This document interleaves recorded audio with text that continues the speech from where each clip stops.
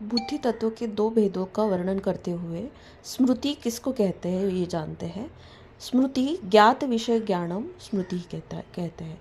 जो विषय हमें पता है उसका ही स्मरण होना ही स्मृति है। और अनुभव जो बुद्धि का दूसरा भेद है उसे अनुभवो नाम स्मृति व्यतिरिक्तम ज्ञानम ऐसा तर्क भाषा कहती है या तर्क संग्रह कहते हैं। अर्थात स्मृति व्यतिरिक्त जो भी ज्ञान हमें मिलता है धी और धृति द्वारा उसे ही अनुभव कहते हैं। तद भिन्न ज्ञानम अनुभव द्विविध यथार्थ अयथार्थ, यही दो प्रकार के अनुभव है, अनुभव के ज्ञान है, जैसे यथार्थ ज्ञान और अयथार्थ ज्ञान। यथा अर्थ अर्थात जो निश्चित ज्ञान है, जो सत्य है, उसे हम यथार्थ ज्ञान कहते हैं। अयथार्थ यानी जो जैसा है नहीं वैसा ज्ञान होना, उसे ही अयथार्थ कहते हैं।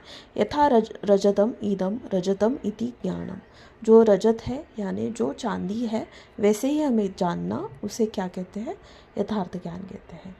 और अयथार्थ का उदाहरण है यथा शुक्तो इतम रजतम इति तर्कः, अर्थात नदी किनारे या समुद्र किनारे पड़ी हुई शुक्त यानी सीप, उसको देख के चांदी का भास होना ही अयथार्थ ज्ञान कहलाता है। यथार्थ ज्ञान के कुछ भेद है, इसे ही हम क्या कहते हैं, प्रमाण कहते हैं या प्रमा कहते हैं। ये 4 प्रकार के होते हैं, जैसे प्रत्यक्ष ज्ञान, अनुमान, उपमान और शब्द। ये 4 प्रकार द्वारा ही यथार्थ ज्ञान होता है और उसी को उसके प्रकार बोले हैं।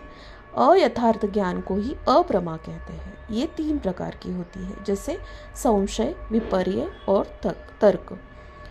प्रत्यक्ष, अनुमान, उपमान, शब्द, इनको हम पंचेंद्रिय और मानस या आत्मज तत्व से जानते हैं। और अप्रमा जैसे संशय, विपर्य और तर्क को हम अयथार्थ ज्ञान जानते हैं। संशय क्या होता है, एकस्मिन् धर्मिणः विरुद्ध नाना धर्म वैशिष्ट ज्ञानम संशय, अर्थात एक ही ठिकान पे, एक ही जगह पे विविध अर्थ प्राप्ति होना, विविध संशय होना, उसे ही हम क्या कहते हैं, संशय द्वारा उत्पन्न हुआ अयथार्थ ज्ञान कहते हैं। और विपर्य यानी भ्रांति होना, विरुद्ध भास होना, इसे ही, जिसे शुक्तों को रजत का भास होना ही अयथार्थ ज्ञान का विपर्य भेद है। और तीसरा है तर्क, इसे ही अनुमान द्वारा जाना जाता है।